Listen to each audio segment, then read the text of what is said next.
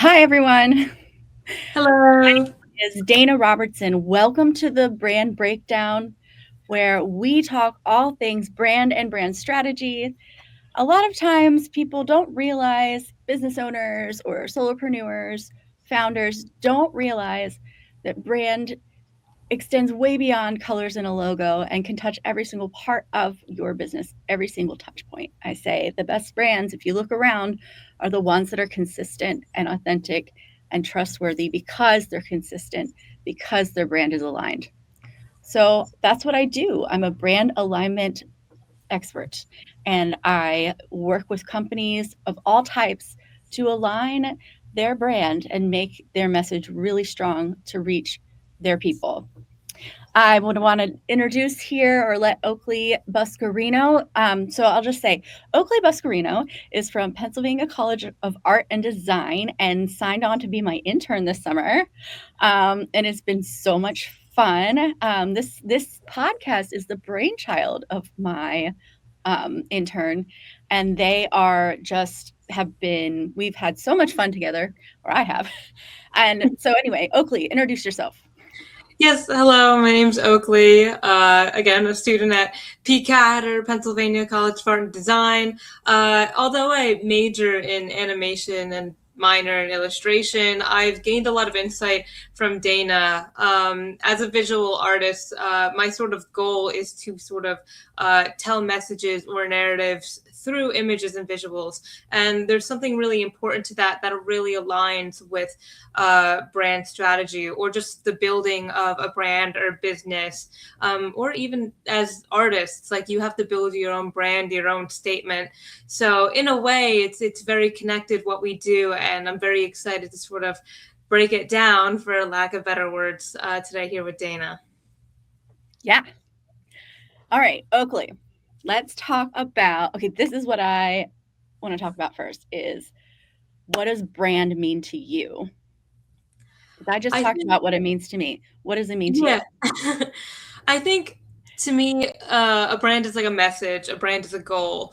Um, every brand, in a way, is searching to achieve something aside from just selling a product. Like they want to help people with that product, or they want to entertain with that product, tell a story. So to me, a brand is a message, and what every brand is answering is, what are you conveying to your audience, and how does that sort of usurp like a target audience, Mhm. to sort of gather your fan base, lack of better words, your following count, that builds onto your whole aesthetic and vision.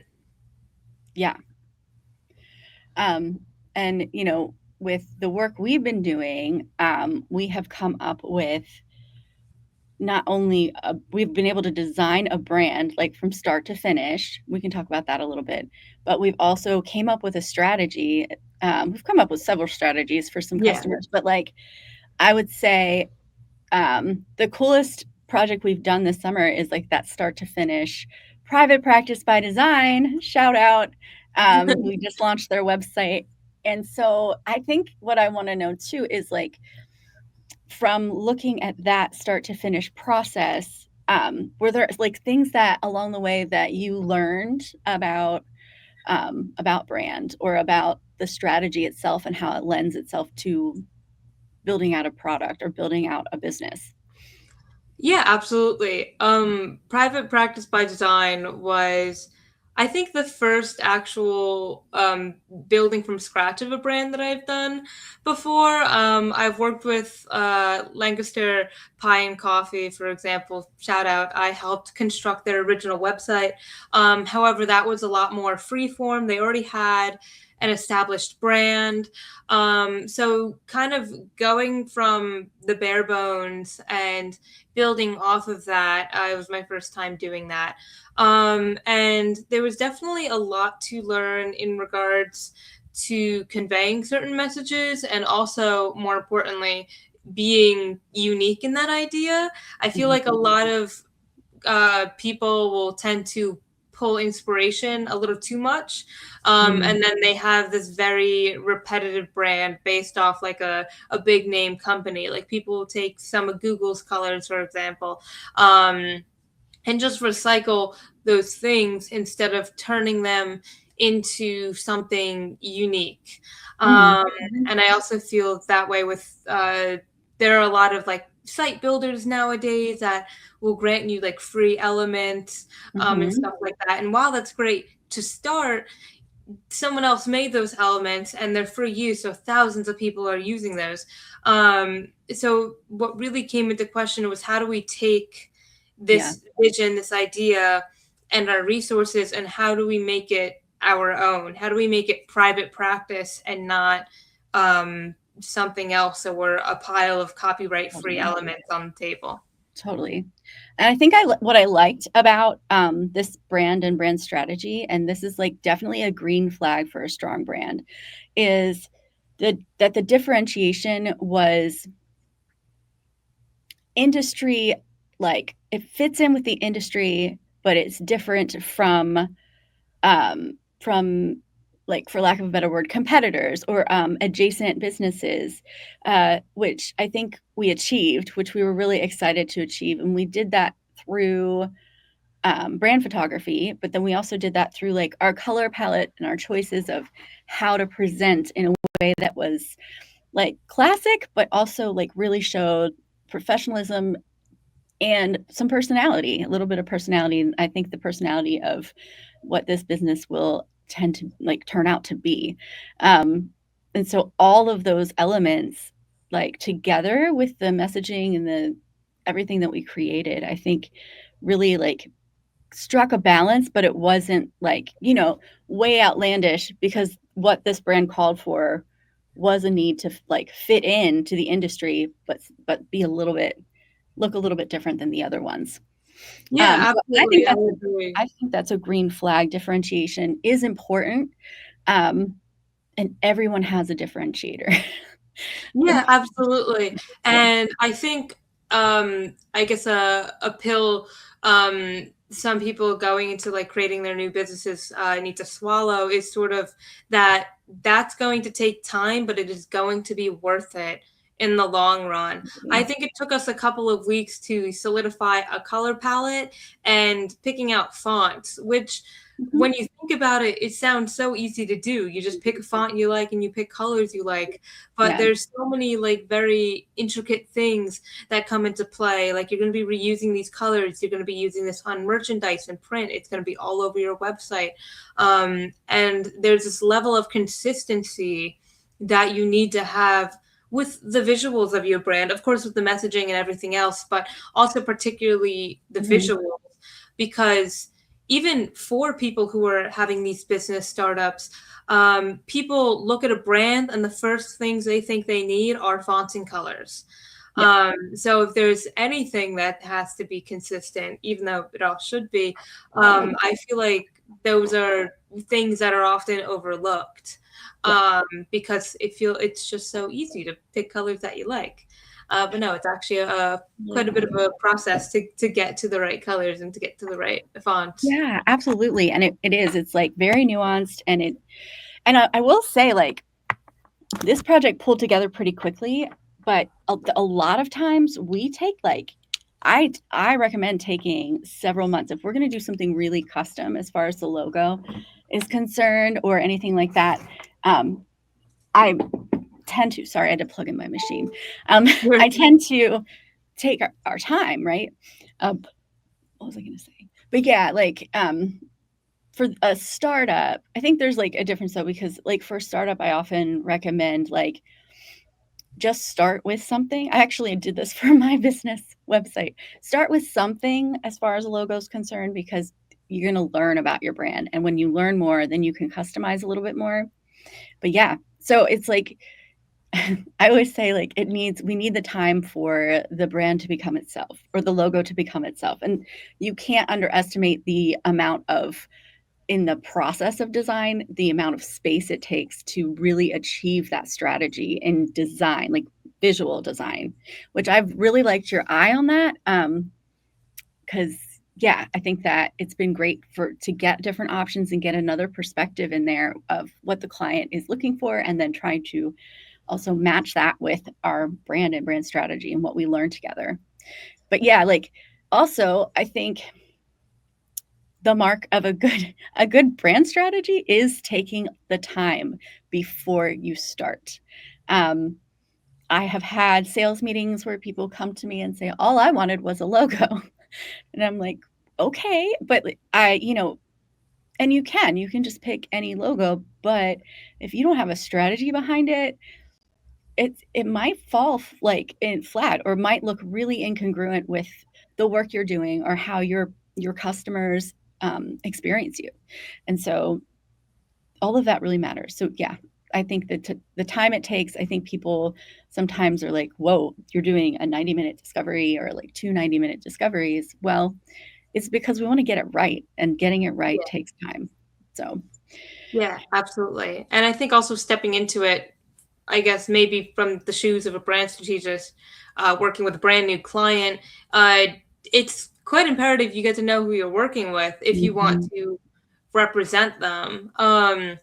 When I do like some of my artwork, like the more traditional fine art stuff, I often make myself like my own medium, my own muse, mainly Mm-hmm. because I know I can tell that story. I know the person I'm talking about in Yeah, that sort of visual field, and I feel like in a way that applies to brand work, such as you can't really represent someone's voice until you get to know them a little bit, get to know at least about totally. their goals, whether that be an individual person or a company. Yeah, There has to be some sort of discovery, as right. you call it, to get to that point and to really make an authentic brand rather than just a pretty visual. Totally. Yeah. Um, and like what I find really interesting in doing that, working alongside the client, is you get to build a relationship, because again, brand and brand strategy, it's about trust. Well, that starts with the work we're doing with our clients. And so when you're doing that, you're getting to know them, like you said, but it's about the deep listening and being able to think together. Um, a lot of times I'm not the expert in the work that this person or this company is doing. So like it's so fascinating in my work, as you've seen also, to like see how people do things in different types of businesses and different industries. So it is like that's like really fun. But one of my favorite parts is also hearing what people are saying. And like sometimes I'll write down notable quotes that they say in the discovery, and it really points to what the values are of that business. Um, and so it's not like I'm asking, like sometimes I'll ask, what are your company values? Because every company has like values and they put them on a wall. But sometimes it's like you don't even realize this thing is a main value that is like central to your brand. And so I think it's really cool to do the listening and then really like reach beyond what's there to like really understand what's being heard. Um, I think that's an important piece of that discovery for sure. Yeah, absolutely. Have you seen anything in some of our processes that have been kind of like red flags? Um, Ooh. or like, I think we've learned some things, but do you want to speak to that at all? Like, what have you Yeah, seen? definitely. I think there was one instance where we would establish things, or let's say I made a production pipeline, and we review it with the team, and it's like, yep, this looks good, we'll move forward with it, and then there's no drive to actually move forward with it, and that can come from multiple sides of things, but I've seen instances where, let's say, we needed certain content provided from the client, whether it be photography or something like that, and just no drive to send that sort of stuff out, that we need to push their message. Mhm. And I think what to me, quote unquote, makes it a red flag, is just if it makes me wonder how driven they are to sort of share that Yeah. message. Yeah. Usually, the work we've been doing, the pipelines we've made, we haven't put too much on a client. It's usually been like, oh, just send us some photos you Yeah. have, or just send us your brand assets, and oh, if you need like this page in writing, like write out your Mhm. services, stuff like that. Mhm. Um, so when those little things don't come through, it just gets me a little bit nervous. I don't know if it's technically a red flag because I know Yeah. everyone's got stuff going on, but For sure. It's really nerve-wracking when you're waiting for stuff from clients and you're like, you know, and I think as like doing this work, I'm used to it because you do need to work and go with the client's pace. But I think this really also speaks to readiness. Like you have to be like ready to jump in with the forward motion, with the strategy. So if you're not, like, I think that's a good indicator for if you're ready even to start doing the work. And so that is something that like sometimes we'll discover. It's like, okay, you're not really ready to do that. Can we do something else? Or is it just like we need to like take a beat and figure out like when you're ready to do the work, or you're ready to like start like building on the brand you have, or like start your business, then we just come back and do it then. And so I've definitely found that. And yeah, so it's a red flag if you're not ready. Like if yeah, you're not, and absolutely. that takes a little bit of honesty, I think, on both ends. Like if I have a client that comes to me, um, being able to see that, I think it's a challenge because it's really hard to know or understand when you're working with a bunch of people. But that readiness is really important, because it is change.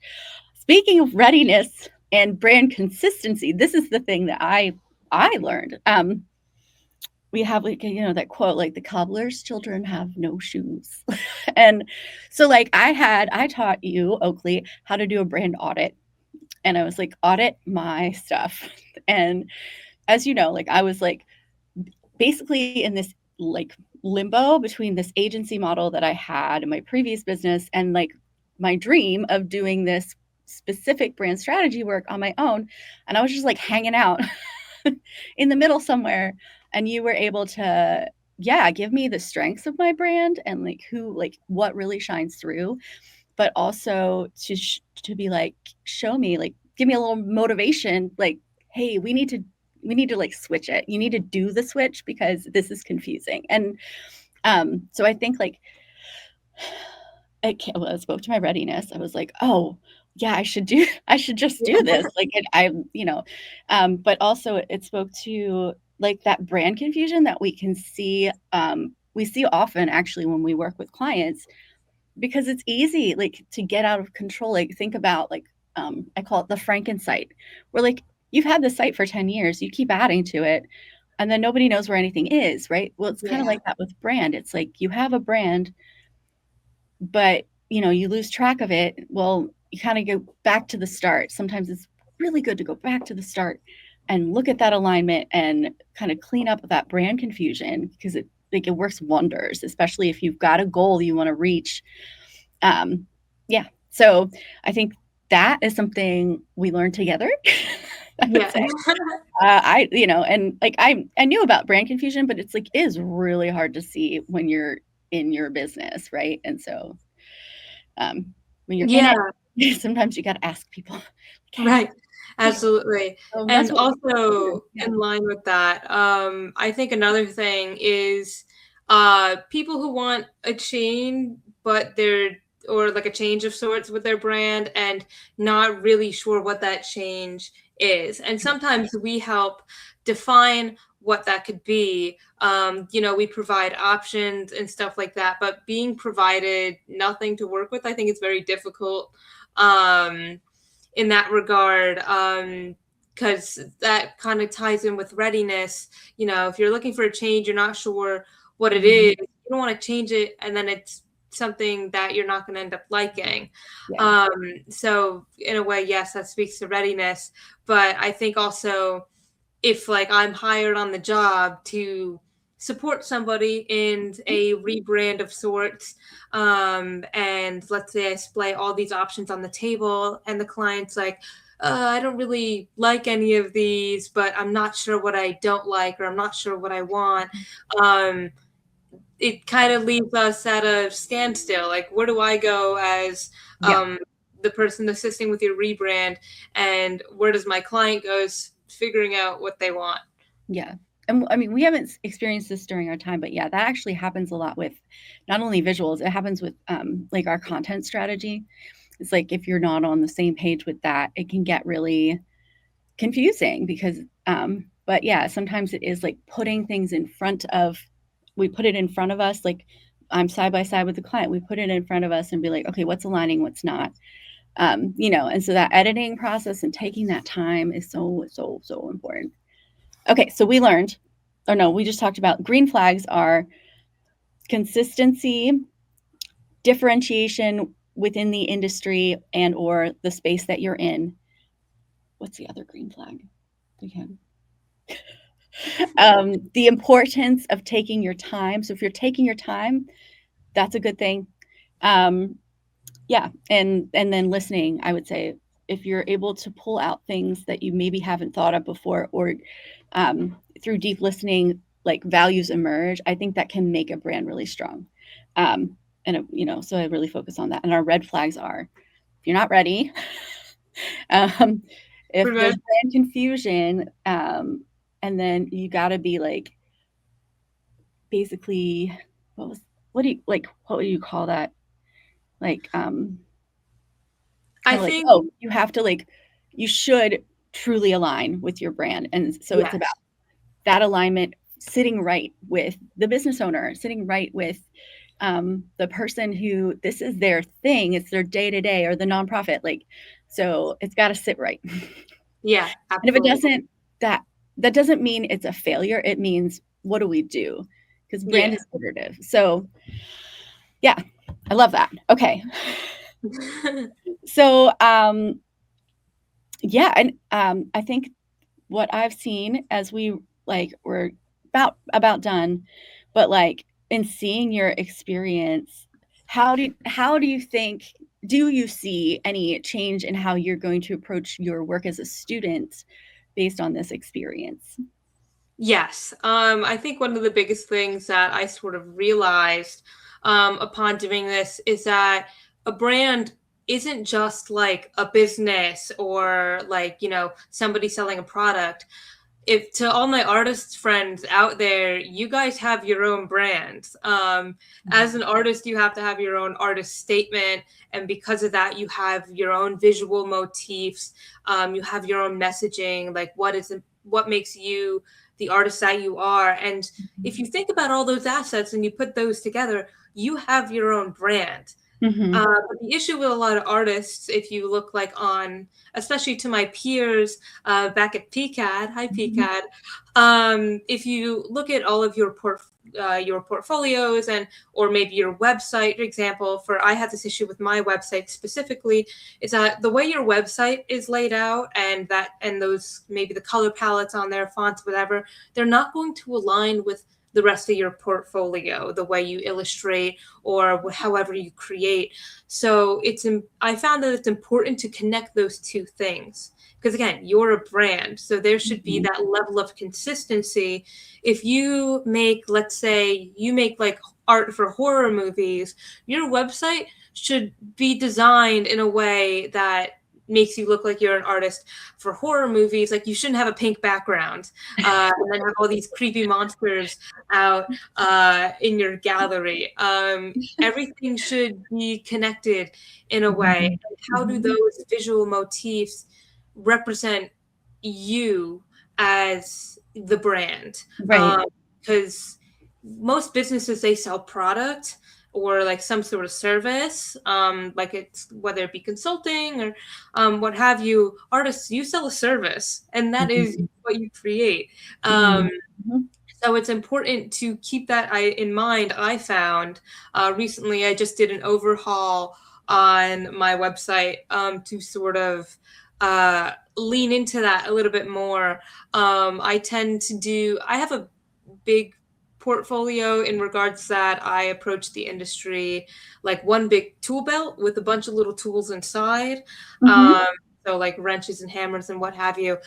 So my portfolio is it's sectioned out in a bunch of ways, but generally I have this motif of powerful imagery, storytelling through imagery, Mhm. um, because I think that in visuals will break language barriers. They always have.